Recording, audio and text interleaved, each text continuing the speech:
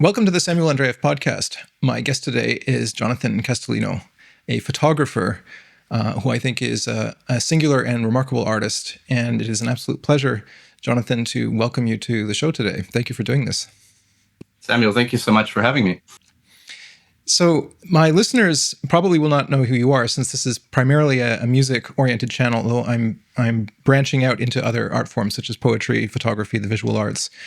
And it's very important for me to do that, to give sort of a broader picture of people that I think are really interesting artists and what's going on in the arts more generally today beyond just my domain of expertise, which is music. So to start things off, I wonder if you could just present yourself a little bit to my viewers and just say a few words about your background, who you are, and what you do. 100%. Yeah. So as you said, I'm a photographer, which is a little bit of a weird thing to say out loud because it's a practice, and I'm so many other things, right? Like everyone has their hierarchy of how they'd like describe themselves. So in this context, I am someone who I make images. I've done it for a very long time. Since I was in my late teens, I've been taking photographs. But in terms of my actual background, I have no background in visual arts. I have no background in photography, even though I taught photography, architectural photography for 10 years at a post-secondary institute. Like that's what I do, but it's what's behind all of that, what I'm trying to capture, that is the essence of what I do. So academically, I have a background in, I took 4 years of whatever at university. I did an undergrad in sociology and philosophy and Christianity and cultures, just to get a liberal arts education. And I was exposed in that time to incredible people, incredible artists, and artwork in my classes and whatnot that would reemerge later in my life, and would certainly, I can't distinguish it and take it apart from my own, whatever you want to call it, like aesthetic sensibilities, this sort of thing. That formed that, but my formal education had nothing to do with where I ended up in terms of the images that I make today and in the last decade or so. Okay, so you mentioned that you started making images when you were a teenager. So did you always know you wanted to be an artist? I didn't really know what that meant. So I come from a very interesting background. I'm adopted, and I grew up in an Anglo-Indian family, essentially. My parents came here from Pakistan, and that very British sort of system, where the arts were definitely part of my early childhood.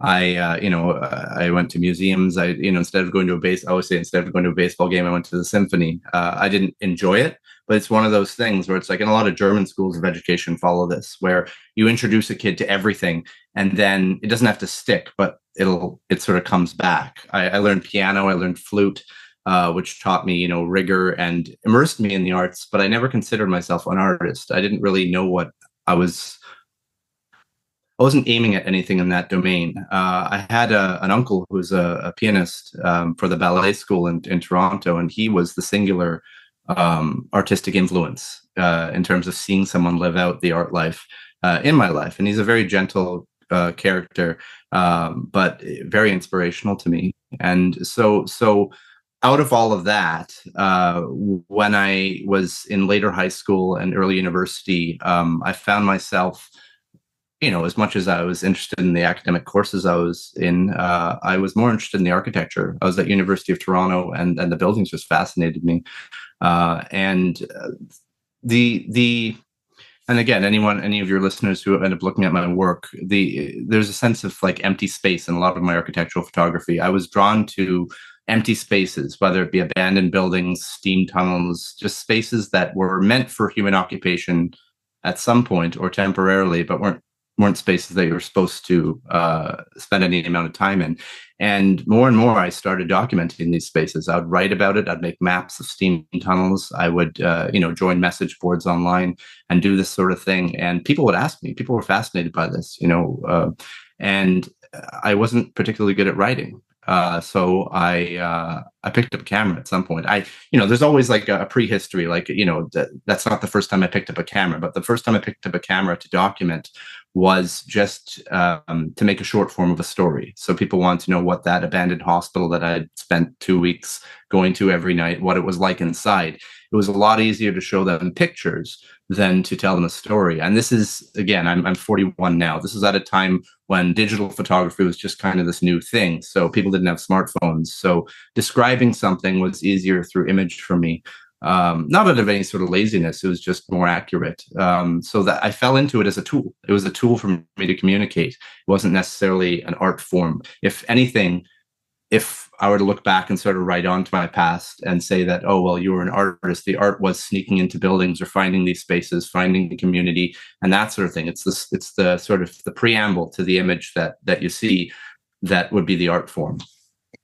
Yeah, that's fascinating. There's a lot of parallels there with my own experience, which is again also one of the reasons I wanted to talk to you about this. But the idea of exploring these spaces and abandoned buildings is one that is particularly interesting to me because that's, strangely enough, that's something that I've been doing for a long time as well. And I think part of the interest there is exploring spaces that aren't really spaces because they're not being used for anything, or because they're in a state of transition.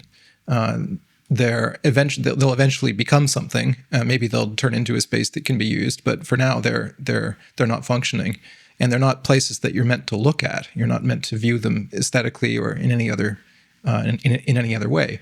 They're sort of these liminal spaces in a sense. They're neither, they exist, but they're not functional in a sense. So was that an instinctive thing that drew you to these to explore these sorts of spaces? Again, it's this problem of like sort of reverse engineering what it was exactly that I was up to. In terms of what drew me to those spaces, it was, I mean, there's the solitude, there's the quiet, there's the fact that there was no, even now, there's no record, there's no official record of any of these spaces, and a lot of them are gone now, right? So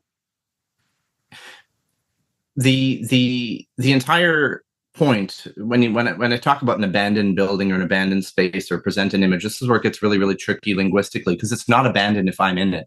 If I'm in there making an image, I'm temporarily unabandoning it. There's a musician friend of mine. I used to explore a lot with him in Toronto. He moved out to the West Coast, and actually now he's back in Toronto, named Jamie Thompson, and he has what's called the Urban Flute Project. And he used to come with us with one of our groups, and it was just surreal. We'd go into a space and forget that he'd gotten there ahead of time. We'd just hear flute like notes just floating through the space. And he coined all kinds of beautiful little phrases to describe what he was doing. And he said it's the acoustic documentation of temporary space. Uh-huh. And for me, like that was exactly what I was doing. You want to fill the space and then absorb it, fill it, then absorb it in order to capture it, right?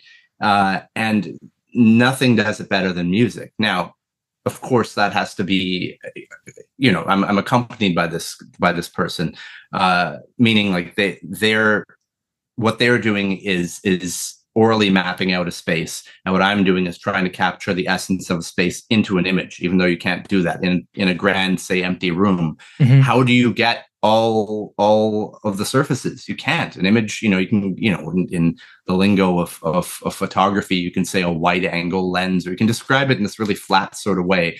But to actually capture what it's like, and that's just one sense, right? I'm talking visually, but mm-hmm. to capture what it sounds like, what it smells like, what, they're so important.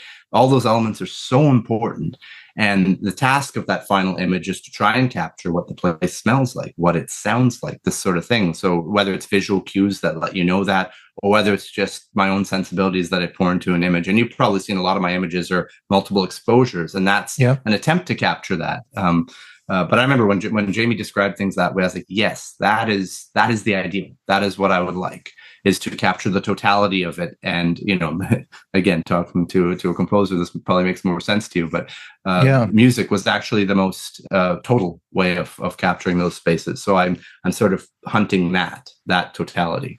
Well, it's fascinating because what you're describing is a whole body experience, like a totally embodied experience that involves all of the senses, which is it's extremely interesting in particular to hear a photographer talk in those terms, because typically, photographers use different terms to describe what they're doing. Some will say that they're telling stories through their images, and some will say that it's purely it's about form, it's about color, but the idea of trying to capture an embodied experience like that in its totality through an image is quite a fascinating one. So I'm gonna run a few things by you and be curious to know if they resonate with you at all. So we're about the same age. So when I was a teenager in the 1990s in Toronto, zines were a really big thing. That was how you found out about the counterculture. It was how you found out about interesting bands and comics artists and writers and all kinds of things like that. And there was one zine in particular that was quite prominent that everybody seemed to know about, called Infiltration. That was done by a guy called Ninjalicious. That was his pseudonym. And his zine was all about the places that you're not supposed to go to, right? He would go into abandoned industrial spaces and document them. Did you ever run across that? So that's so interesting. I should have maybe worn one of my Infiltration shirts. So Jeff was he of course he's passed now, but he was the center point again on. If your listeners don't know what a zine is, like the most lo-fi way of producing, sort of independently producing, essentially like small works of literature, art, this sort of thing. This tiny little thing became ubiquitous. So I was good friends with Jeff. We should say it's Jeff Chapman for those who don't know. Yes, Jeff Chapman. We can say his last name now because he's passed. Just an icon, So I had been doing this for a while. Like in high school, there was there were things around my high school that at my lunchtime, instead of going out and doing whatever other people did, I'd be trying to get into old streetcar stables. So this was already like in my mind. And in first year university, a friend of mine showed me this zine. He's like, "Hey, check this out. There's a website too." And I don't think I slept for 2 days. I just went through every single story, because back then it was less visual, and Jeff was never really visual. And digital photography and putting together websites, he was a genius at that. And they're all still up. They're all still on the web in their like 1990s form. But it wasn't about that. The images were more like a hint. It was the stories. He was such a clever, his writing style, just like it drew you in. And in that way, like I said, how music is the proper capture of a space. He did it linguistically. He did it with his words, like his jokes, his humor. You're talking about pretty serious things. Like this wasn't mainstream. These are very dangerous things in dangerous spaces, and he was essentially promoting trespassing as a hobby. And what that resonated with a lot of people. A lot of people on campuses and whatnot knew about steam tunnels and this sort of thing, but that there was an actual community surrounding it.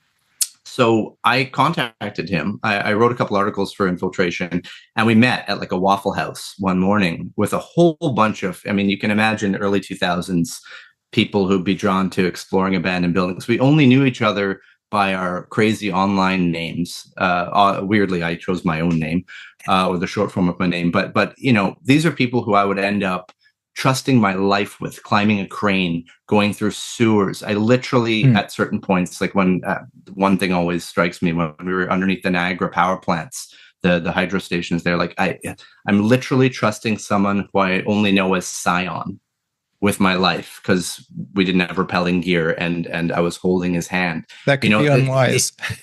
No, there was, and again, things have changed dramatically and opened up. I don't mean this to be a negative thing, but back then, like we call the subculture, and of course we again, I'm writing onto that. These are my new friends. I had my friends, I had a pretty active social life in especially when university started.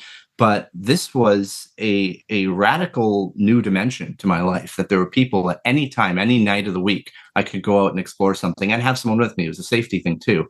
So Jeff was sort of the ringleader there. And then there was the like Web 2.0 version of that. There's a guy became a very good friend of mine who I'll only describe as Avatar X, who ran uer.ca, which you have to be a full member to have access to the database. But people globally were doing this. People who read Infiltration knew this. The Russian stories. I think there's an issue called Stories from Russia or something like that.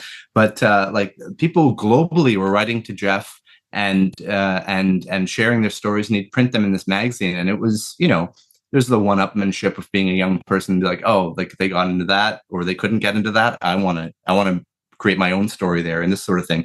But the community that was set up was just beautiful. And it had to be pretty loose, just because the authorities were watching it. They were actively watching the infiltration meets, which sort of were more infrequent, but then we had monthly UER meets where, we over years, we became a tight-knit group of friends. And again, not just because of the shared interest, but because we would potentially be in challenging legal situations. If we need to know how you need to know how the other guy's going to react in a when you're in a holding cell.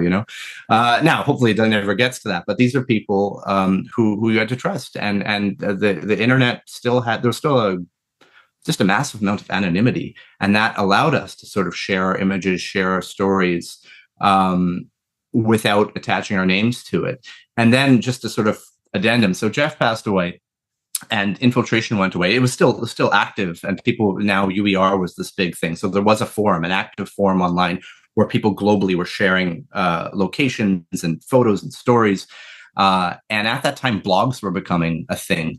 And in Toronto, where I lived at the time, Blog.to, this sort of very, very mundane daily blog, where to get the best hamburgers sort of thing.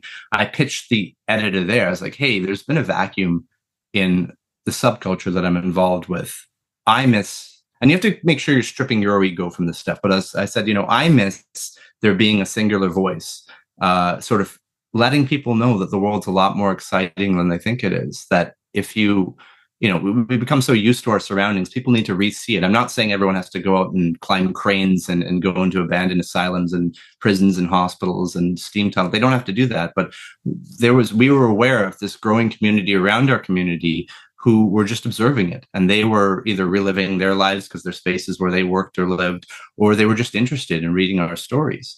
And so I pitched this to them. I said, hey, how about weekly I write a piece for your blog with my name on it, like to add, because the weird thing, and maybe you've encountered this, like the best way to not get in trouble if you're doing something that's in the gray zone is to just own up to it immediately. People assume the best. They assume that you're allowed or uninvited. And so I did this for a while, and I almost got into a little bit of trouble a few times.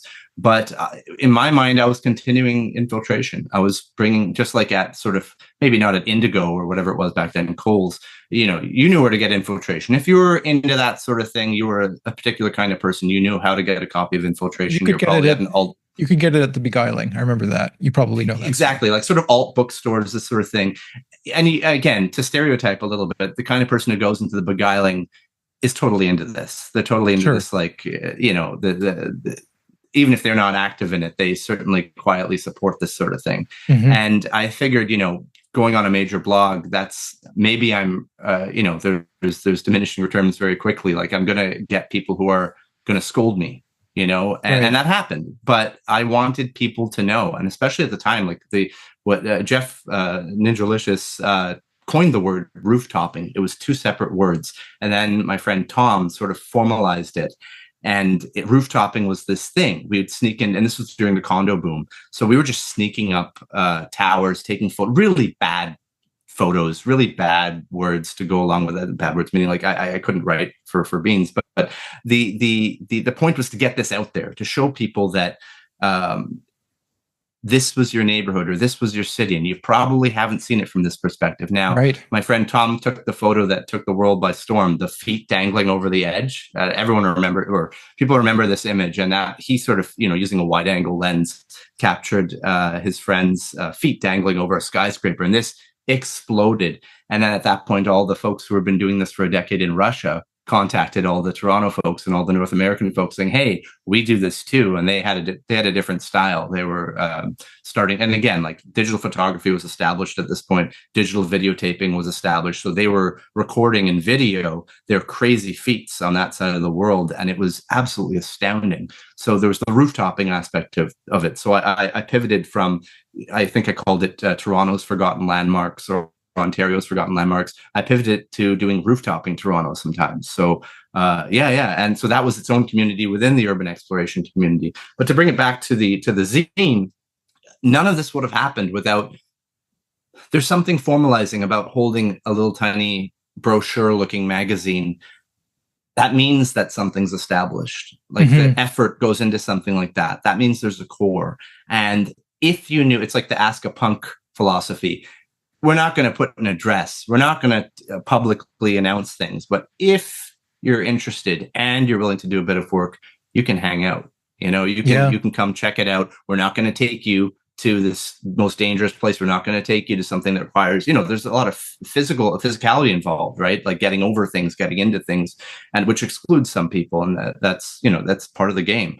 But so when we invited someone in, like they could observe, they could participate in a safe-ish way. And then if they prove themselves, they could join the community. So, and then they create their own stories, make their own images, this sort of thing. But none of this would have happened without Ninjalicious and without Infiltration. I mean, it's something I think about weekly, and I have in my basement, I have an entire stash of at least 2 copies of every copy of Infiltration, I'd like to just briefly jump in here and say that this channel exists because of the support that I receive on Patreon. If you are a regular listener and would like to see more of what I do, please consider becoming a patron at www.patreon.com/Samuel Andreyev. You'll find the link in the video or podcast description. You'll get exclusive previews, the ability to submit questions, CDs, signed prints, and more. But you can also support my work by subscribing to the channel, liking the videos, or joining in on the discussion through the comment section below. And people who are 20 years younger than us won't be able to comprehend what that was like, what the zine culture was like at the time. I was very involved with it. I had a lot of friends who were underground cartoonists at that time, and I produced them myself. And I remember just how exciting that was, how liberating it was, and how you had the feeling of accessing this completely parallel culture that had the virtue of being very humanly scaled, right? You could actually interact with the people who were producing these things. And usually it was small readerships, at the pinnacle of zine success would have been, a run of 500 copies or something. But even most of the time it was way smaller than that. It was very exciting. And it's kind of curious. We might have even met at that time. We didn't, but we were in worlds that weren't that far apart, actually. And I remember, I had a few issues of Infiltration, and there were a couple of spaces in Toronto in particular that I was very intrigued by and ended up visiting. One of them was the famous Lower Bay, which is the train station built below Bay Station in Toronto, which was abandoned and boarded up and no longer accessible. But you could actually, I had friends who knew how to get in there, so I went there, and that was pretty incredible. And then there was also, at one point, First Canadian Place, which was at the time, maybe still is, the tallest skyscraper in Toronto, was being extensively renovated. There were entire floors of the building that were just basically stripped down to the structural material. And this was before September 11th, right? So you could actually go into these places relatively easily, right? There was no security in the lobby. You could just take the elevator up and go in. And I very distinctly remember doing this and being fascinated by this sort of gutted skyscraper and just going up and having this uninterrupted view of the entire city. And of course, nobody knew I was in there. So I didn't know we had this in common when we started filming this podcast. So that's extremely interesting. Yeah, two things. So with Lower Bay, my goodness, I don't know how you got in there, but that was one of our little litmus tests to see if people were up to snuff for some of the scarier locations. I'm not going to give the exact details, but you essentially, if anyone knows the TDC line, there was this station, I think it was used for like 6 months or something like that. It's primarily used for filming now. It looks like your average New York station now, but you had to get down to active track level. You had to know about the third rail, and you'd go through the Y, which was where you'd have 2 sets of active third rails. So you had to know how to navigate that. And occasionally they would send a train without notice on that route. So you'd have to be constantly aware. It was only about, I think it was like 200 meters or something like that you had to sort of run and hope that a train wasn't coming. But they don't know. They assume no one's down there. And you have to take this risk. And then you have to start, I remember once when I thought I heard something, I was ducked underneath. And I said, you know what? I need to take this measurement. And I just did it with my hands, and I sort of remembered it. And then I, talked to an engineer friend after, and I said, hey, if a T1 train, the original trains, we didn't have the newer ones then, if one was going by, would I be safe there? He said, yes, depending on the speed of the train, because there's suction, there's all these things that I would never factor in. And I only went that route a couple times because the risk I'm always running a risk reward ratio in my head. And it was, sure, there's like the exhilaration and all that sort of stuff. Someone in their, early 20s, that's an aspect of it for sure. But the danger for Lower Bay was just way, way too hard. And I mean, when they knew someone was down there, they threw everything at you. I mean, I've exited that station very quickly and slowed. You learn about how to present differently, how to have different kinds of layered clothing so that you can look differently as you walk around a corner. The social engineering, essentially, which Ninjalicious was like. He wrote a book on it called Access All Areas. It's a little dated now because of social media and the constant surveillance, which I don't think he ever thought it would ramp up to the degree that it has. But there are lots of skills that you need, like cheesy spy movies, like all that stuff. You have to use that sort of stuff. And coming out of Lower Bay, you had about, if you knew they were onto you, if you set off an alarm, or you just were aware, or if one of your friends you were with had a TDC radio on them and were monitoring it, you had about a minute to get up an escalator that had no stairs, through a door, into an active station. Goodness knows what you're going to come out onto on an active platform. But it was just surreal, and I had to do that at least once. And so that, the Lower Bay thing, I mean, that was, as I said, when I say it was like a litmus test, it's like, if you could do that well and pull that off, that means that there are a lot of other things that would be unlocked from the community. So yeah, that was amazing. And what you said about the sort of gutted skyscraper, like that later on would be, you mentioned earlier about liminal space, which is like sort of this. I mean, it's an aesthetic that anyone with TikTok recognizes now, right? Like old bowling alleys, the certain color palette, this sort of thing. But really, like the like very mundane spaces just stripped of their contents. Like, let's say, an empty floor of an office tower. That's not an abandoned cathedral. That's not the view from the top of the tallest crane at any given moment in Toronto. It's not as breathtaking, but inhabiting that space, realizing how even the ordinary vanishes. It's this amazing thing when you see an abandoned church. I know why that happened. When you see an abandoned factory, it's like, yeah, you somehow survived as a part of a structure, and we've moved on.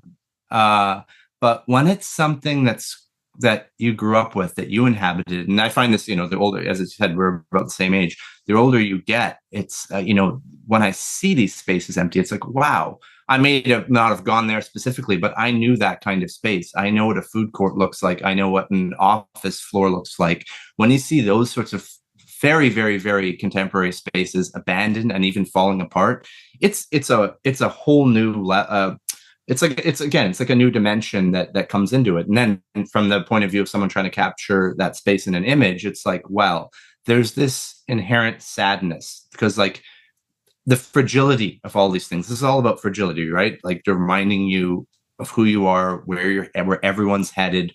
Someone said that architecture is no more than the creating of ruins, right? You don't think that fast, though. You don't think that a mall is not going to outlive you. You don't, and when you see those sorts of spaces emptied, it's a real shock. And to try and sort of capture that shock and this weird peace that comes along with it, right?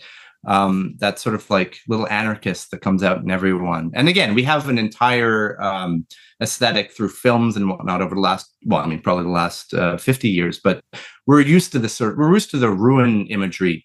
We're used to that sort of thing. But when it's scaled down to something ordinary, it like a space that you maybe inhabited yourself, like it's that much more surreal. It's not as visually striking or as obviously striking, but there's a deeper level, because it really hits you how temporary everything is.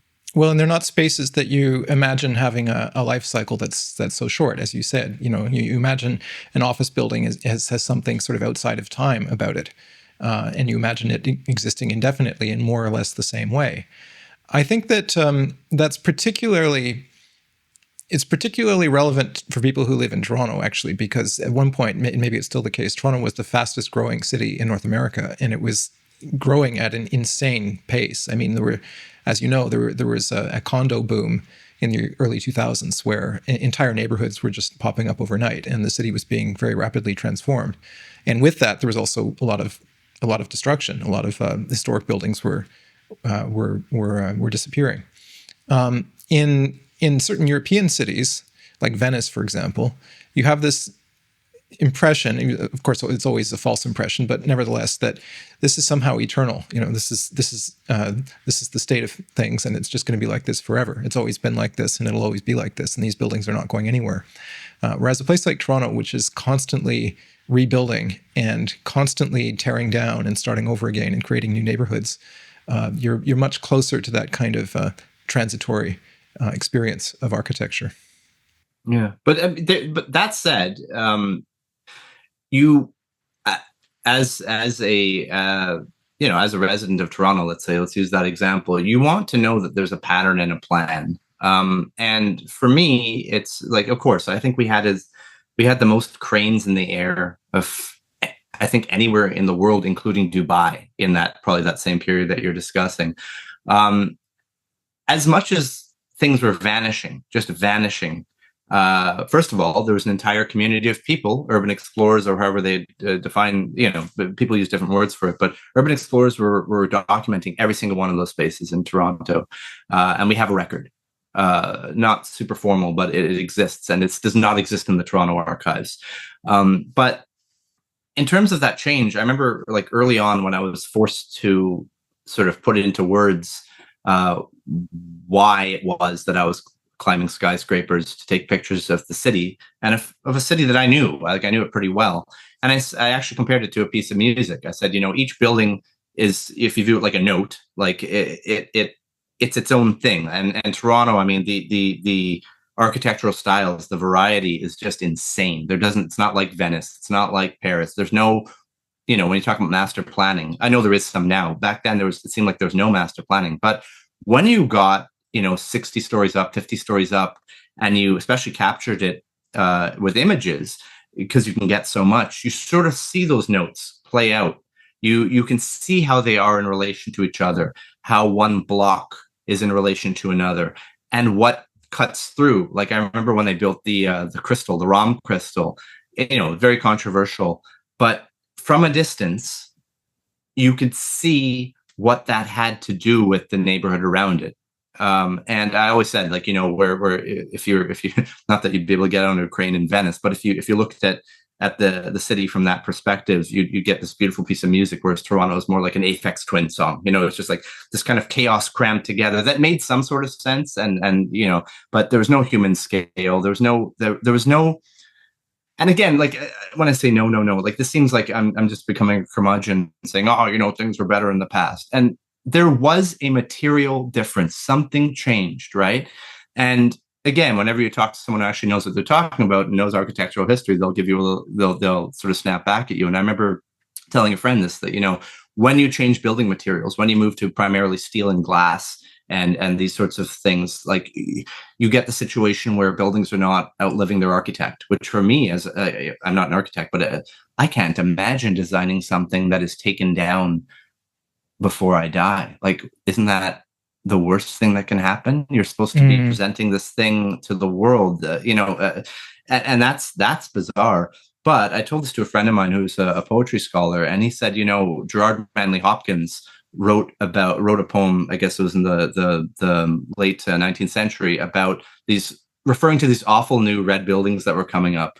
And he was talking about Victorians, which we view with these like starry, oh my goodness, it's a Victoria. I live in a Victorian home, don't you know? Like, it's this point of pride. Sure. And like, that was the new then, that was the new. So, well, this is and also, like, it's the same with the Eiffel Tower in Paris. There's Guy de Maupassant famously remarked that he liked to have lunch next to the Eiffel Tower because that was the only place in Paris where he could not see the Eiffel Tower.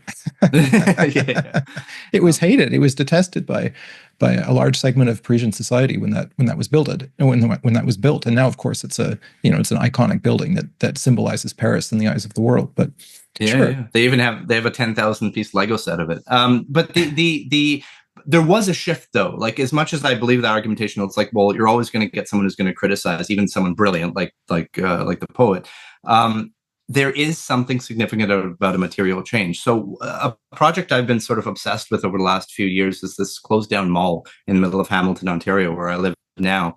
And it's, we're used to, the ruin porn, sprawling, suburban mall that's been shut down. I mean, Vice did an entire the TV series on it, but it was these huge, ugly malls with these massive parking lots around them. It's become iconic almost. Most people are aware of that dead mall imagery, but this is a mall that is in the middle of a city, and a very humanly scaled city. And it is just surreal. I became obsessed with it. And there's the imagery, there's getting in there, there's all that sort of stuff. And then there's the stories. I started asking people about it because everyone had a sort of funny look on their face when I asked about that mall. And it was built in 1989 and it closed 3 years ago. It's a building that was never actually fully went into use. It was always semi-abandoned. When I lived in Toronto, whenever I visit Hamilton, I'd always take a spin through it because it was already a ghost mall. It had a couple really goofy stores in it. Those really low-end arts and crafts stores. There was Heart, the store I'd never heard of being a Torontonian. But there was so much space. I was like, this thing takes up 8 city blocks. What the heck? And then when I got into it, when it was empty, I got to explore all the nooks and crannies. And I realized I was like, this is insane. And it was called the Eaton Center.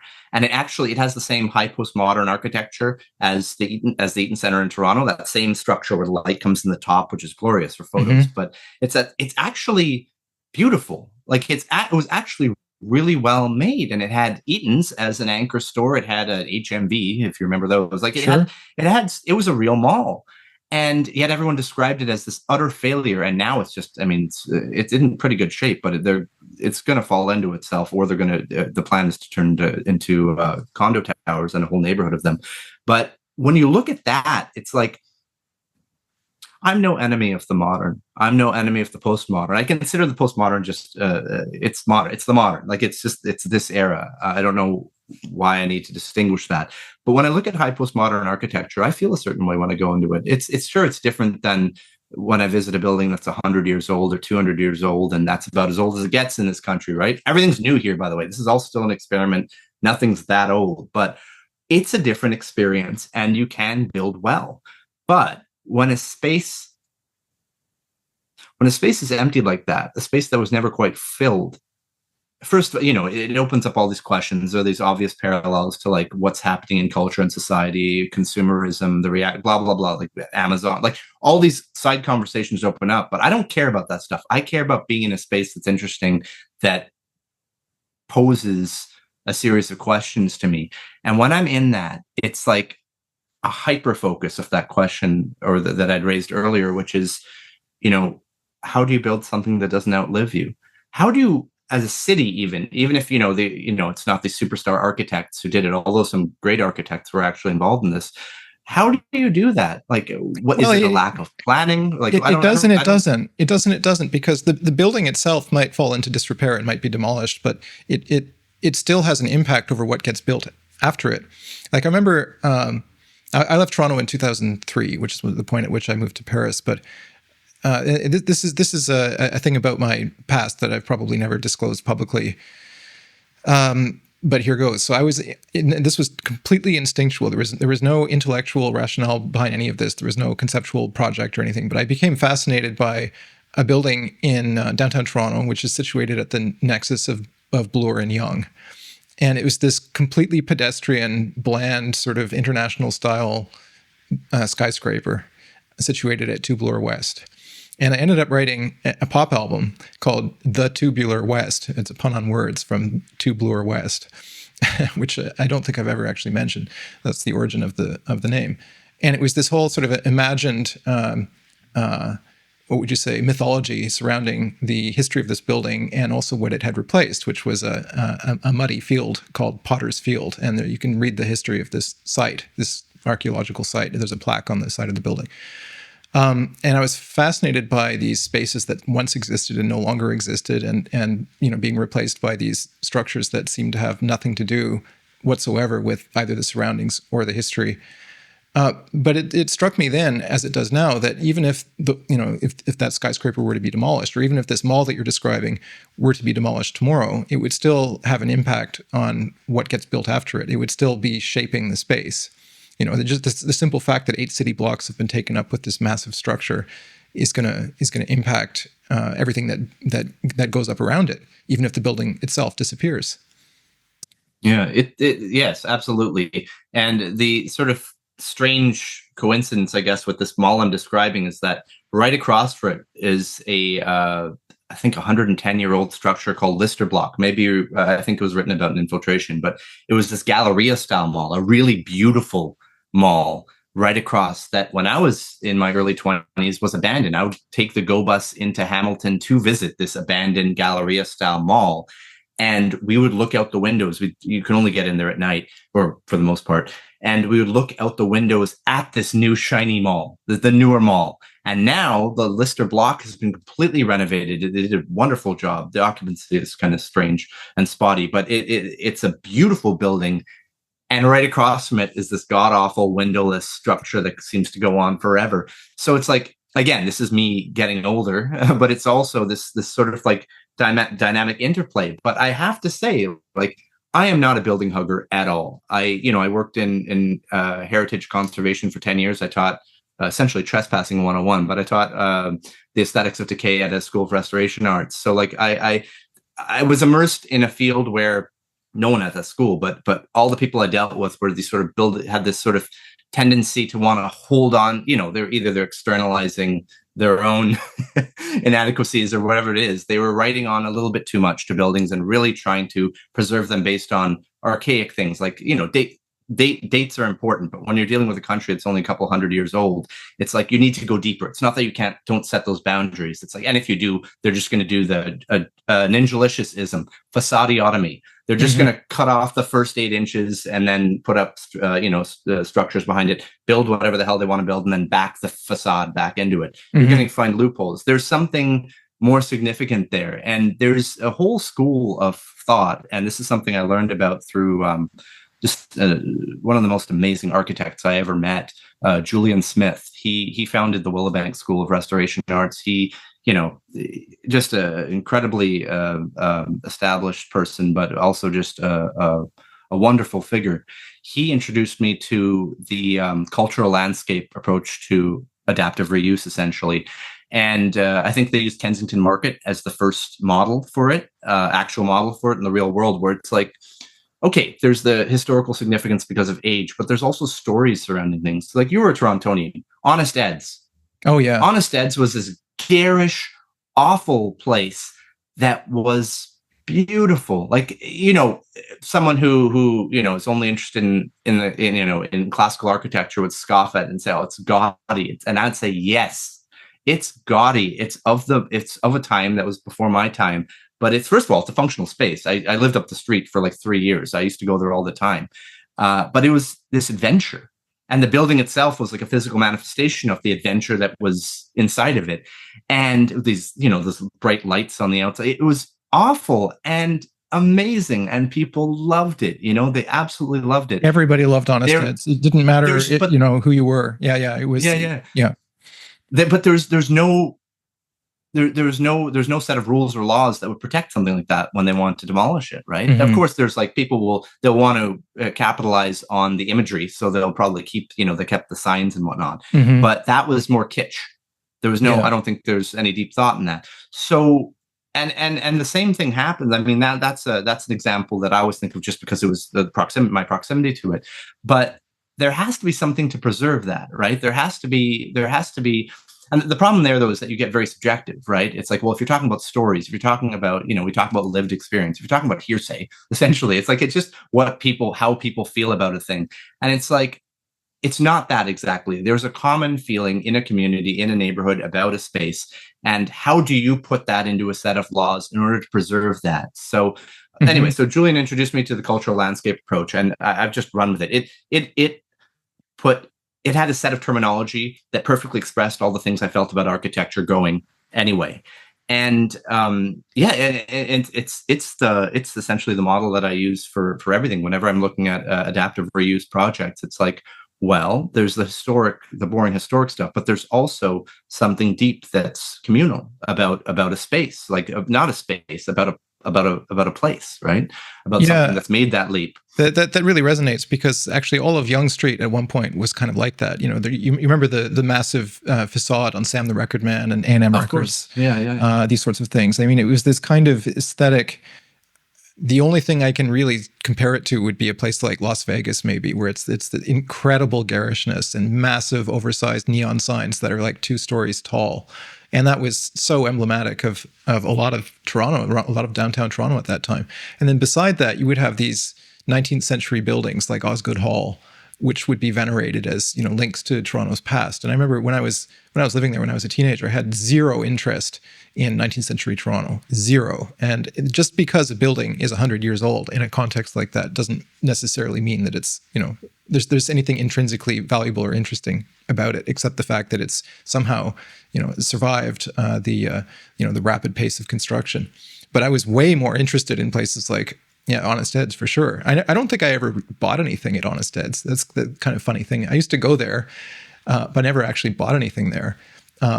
But anyway, yeah, it's funny to think back about all this.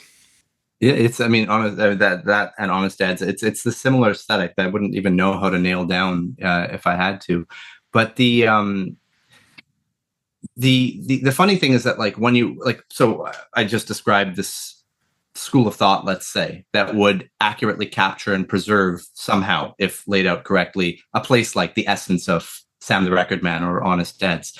And what's funny for myself is that, like, when I started exploring abandoned buildings, let's say, I was always interested. I started by being interested in the old, all the lunatic asylums in the northern U.S. I'd travel down there, Buffalo, all these buildings that were 100+ years old. It was, the decay that was present and easy to capture, because like texture is easy to capture, right? So that stuff was easy going to old buildings, and the buildings that were easy were all very, very old. So I thought that I had this affection for older buildings and that older is better and this sort of thing. I'd completely duped myself, and I sort of absorbed a little bit of that. And then one of my former students at the school approached me. He said, he had developed this incredible affection for mid-century modern buildings, and he, amazing guy, he approached me and said, listen, I want to start the pathway toward legislation to protect the stuff, not to protect all of it. You don't want that, because then you can't build anything new. Mm-hmm. He said, we ought to preserve an example of every kind of mid-century building. Will you help me with this project? And so I said, no, absolutely. I love these sorts of things, but I have to tell you, I hate mid-century modernism. If architecture is the physical manifestation of collective unconscious, we were going through a Cold War. Everything looked like a bunker. Everything poured concrete. Ew. This is an actual attitude I had. Now I adore it. Through doing the work on that project, he said, well, let's choose a structure type. And he chose churches in the Niagara Peninsula. So we went right around from essentially Burlington to Niagara Falls down to some of the beach areas near there. And we just went at it. I think we did about 20 churches, all different examples of mid-century churches. And to educate myself a little bit, I read up on the philosophy behind, poured concrete and why these things are beautiful. And I realized that I would be documenting the landscape of my childhood. For me, that's what a church looked like. This structure with those, not stained glass, no cathedral. I grew up, the church I went to had a sloped roof, very contemporary colored windows. The mall that I grew up with had this look, and now I recognize the entire landscape of my childhood as mid-century modern. And I wasn't aware of how quickly all this stuff was vanishing. And like at one point, I was like, well, if they were designed badly and they just couldn't, they couldn't serve their purpose anymore, well, farewell.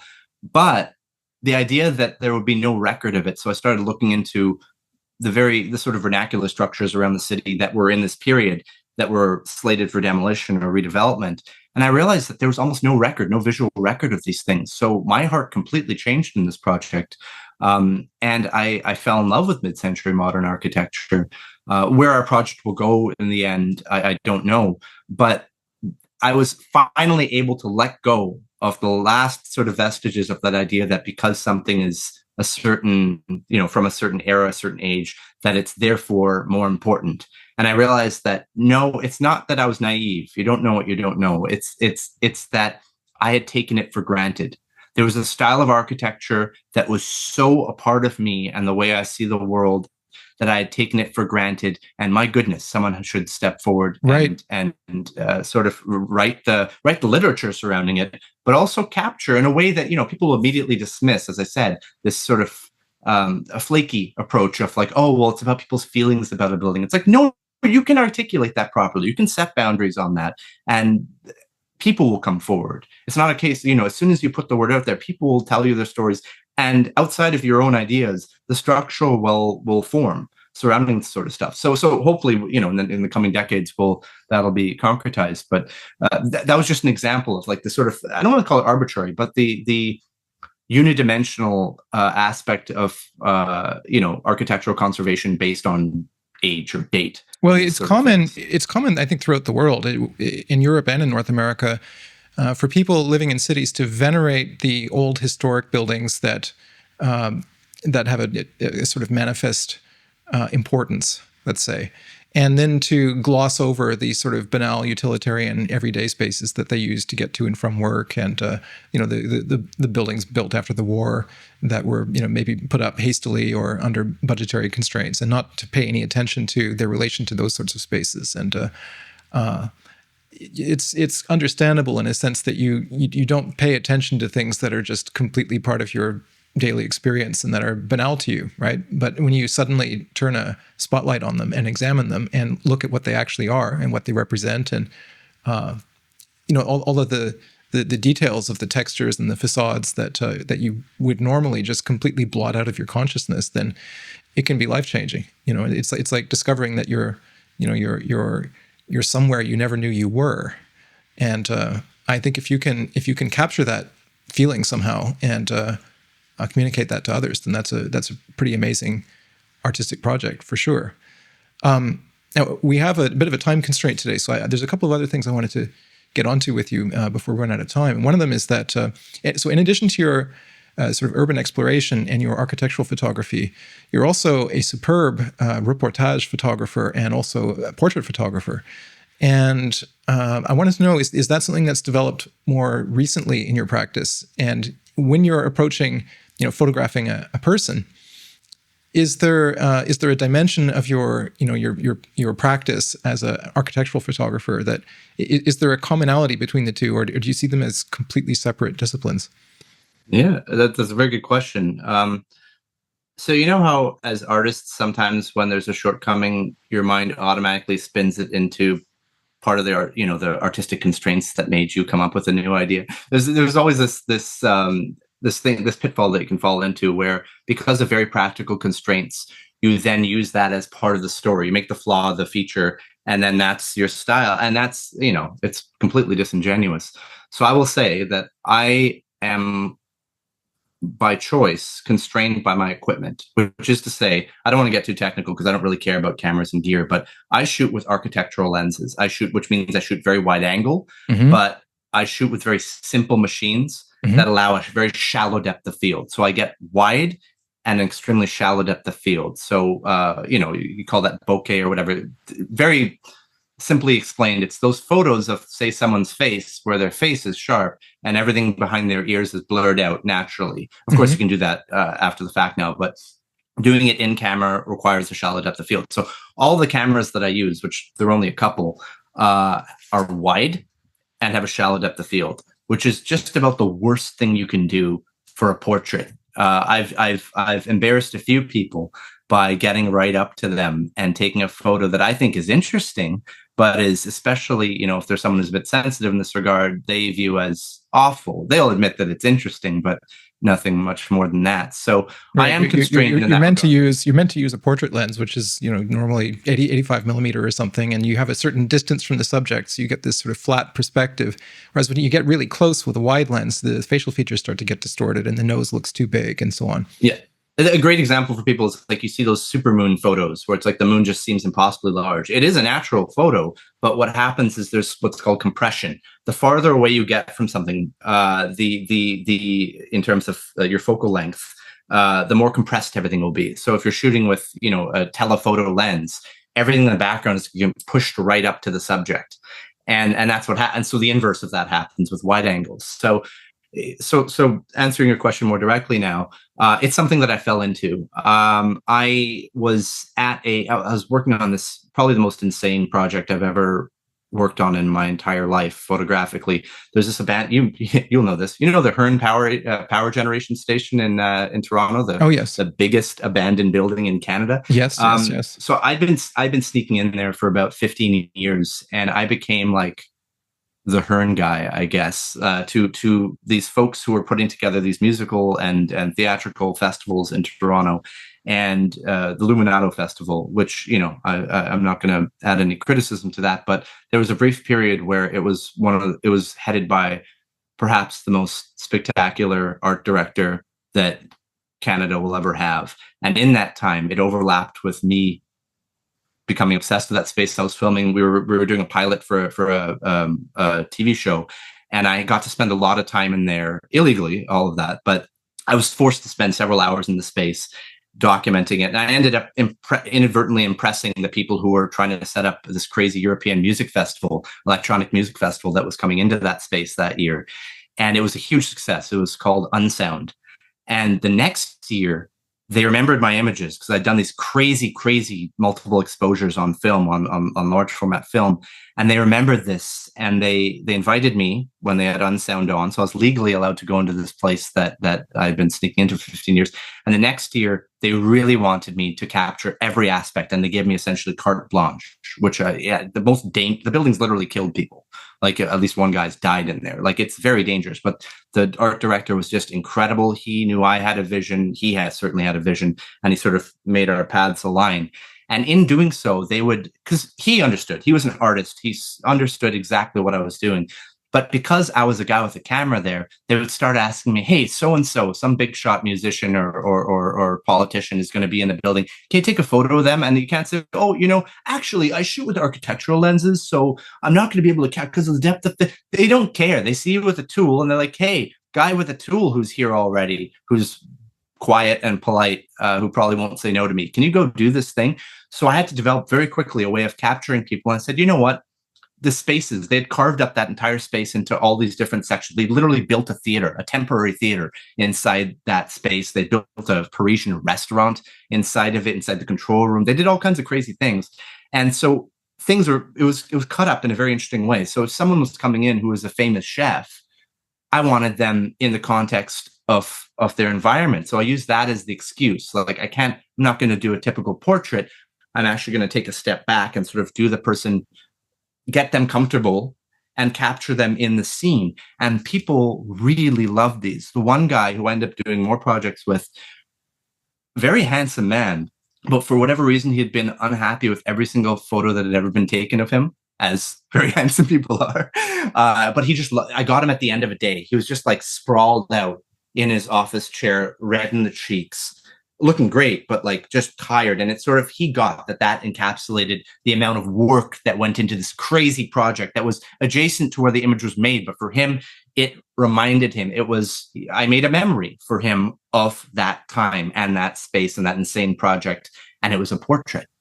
So I said, you know, well, all these people from so many different disciplines and who are really sensitive, who are artistically sensitive, have made a comment about these portraits, and they're calling them portraits. So I said, okay, if I'm to make images of people, and there are certainly people I want to remember, friends, family, people who matter a lot to me, I want to be able to capture them in a very special way. So I just started making these photos, which sort of look like what we call street photography, but it's a case of being comfortable with someone. It would also be the excuse. I mean, a camera is also a buffer, right? I get to use that as an excuse to have a really interesting conversation with someone who might shake my hand otherwise and be done with it. So I get to have this amazing conversation. I can, especially if it's someone you know their iconic expressions, or you know when they're comfortable, and if you can get them in that space. I started capturing this, And it's not something I want to focus on. And if it were it, I think I would actually experiment with changing the equipment to see if, with the traditional equipment for portraiture, I was able to capture something amazing. I don't think I'd be able to. I don't think I'd be good. But so that's how I fell into that. It's not that it's parallel or related to architectural photography. It is the exact same thing. I am making a but it's the inverse. I am making a portrait of a building. I'm trying to capture not just what it looks like, what it feels like. With a person, I don't just want the stereotypical.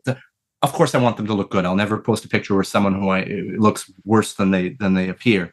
But I want to capture that same thing. I want to show what the person is like in that image. And it might mean that, it's not this sharp, dead on, perfectly lit fit, but it's them in their environment. It's this sort of thing. And then again, inverting it again with buildings, I always used to tell my students, you should be able to sum up a building in 2 photos, one which shows the scale and one which has a synecdoche in it. So like a detail which tells you everything you need to know about the craftsmanship, age, feeling, smell, texture, everything.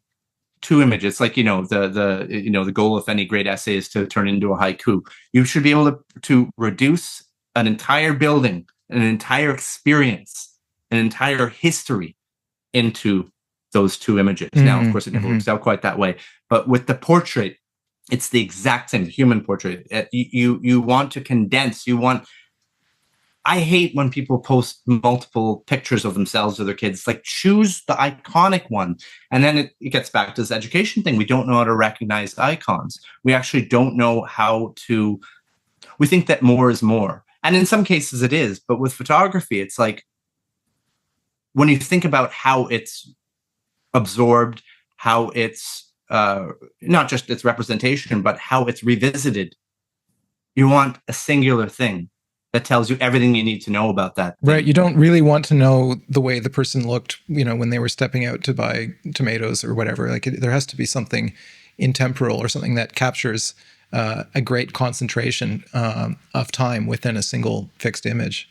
And that's hard to do. That's hard to do, but you're very gifted at it. And I have to wrap this up. Unfortunately, I could go for hours with you, but I'm going to point everybody towards your website, jonathancastellino.com, and there's going to be a link in the website, in the video description, because you've got a huge amount of work available online, available to everybody. So I'm going to put a link in there. I encourage everybody watching this to check out your work. I think it's a remarkable body of work. And it was amazing to get a chance to talk to you today, Jonathan, and I hope we can do this again at some point. Yeah, amazing. It was great. It was great talking to you. And I didn't have any plan here, but we could go on for hours. So I hope that we accomplished something and captured something. Definitely. Thank you again. Thank you.